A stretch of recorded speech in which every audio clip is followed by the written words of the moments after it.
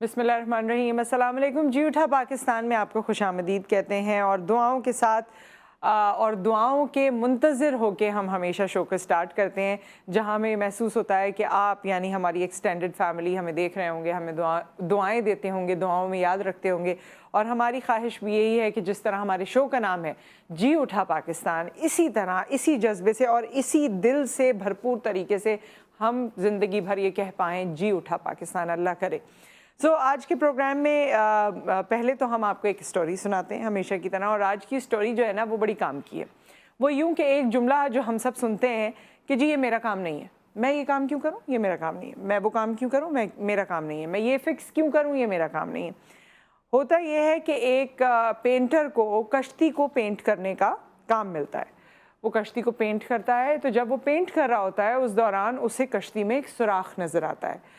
वो कहता है जी सुराख है, चलो मैं इसकी भी मरम्मत कर देता हूँ। वो उसकी भी मरम्मत कर देता है।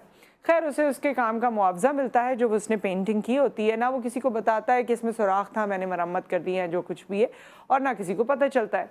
जब 2-3 रोज़ गुजर जाते हैं तो वो कश्ती के मालिक का इसके पास फ़ोन आता है। वो कहता है मुझे तुमसे मिलना है, बड़े ज़रूरी काम है। और जब ये जाता है मालिक के पास तो मालिक इसको काफ़ी रकम देता है और कहता है कि देखो उस कश्ती में ना सुराख था और मुझे पता था।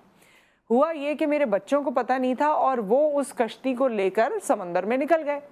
मुझे जब पता चला तो मैं बहुत परेशान हुआ क्योंकि मुझे सुराख का इल्म था।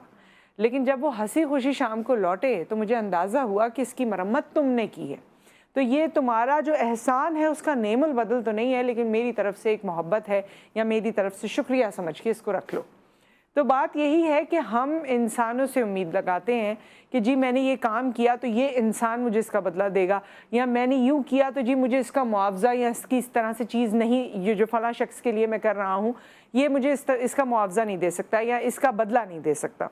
लेकिन बात यह है कि पूरी कायनात को चलाने वाली जो ज़ात है रब्बुल इज़्ज़त, वही हमें मुख्तलिफ़ चीज़ों के हवाले से उनका बदला भी देता है, हमारी मदद भी फरमाता है। और जो फल देने की बात है ना, किसी भी चीज़ का जो फल मिलता है वो अल्लाह ताला ही देते हैं। मैं, आप या कोई और लोग हम सिर्फ वसीला बनते होंगे, या हमें भी जब कुछ मिलता है तो दूसरे लोग बीच में वसीला बनते हैं, लेकिन करने वाला या ना होने अगर चीज़ें नहीं भी होती हमारे लिए बेहतर नहीं है तो वो भी अल्लाह ताला के हुक्म से ही होती हैं। तो ये हमारा ईमान कामिल होना चाहिए कि अगर हम कुछ कर रहे हैं और कुछ बेहतर कर रहे हैं तो उसका सिला ज़रूर मिलेगा, और वो इंसानों के बस में नहीं है, वो अल्लाह ताला ही देने वाले हैं, वही हर शय पर कादिर हैं।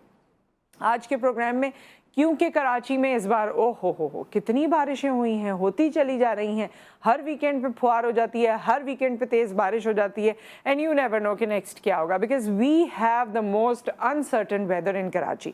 सो कराची में भी और पूरे पाकिस्तान में भी जिस तरह बारिशें हो रही हैं, जिस तरह एक ग्लोबल वार्मिंग के बारे में हम सुनते थे कि उससे वेदर कंडीशंस चेंज हो रही हैं, इस पर हम थोड़ी नज़र डालेंगे। आने वाले दिनों में आपको अगर अपनी ज़िंदगियों को स्केड्यूल करना है, बड़ी शादियाँ हो रही हैं और शादियों में जो है वो खूब सारी बारिशों के इम्कानात हैं।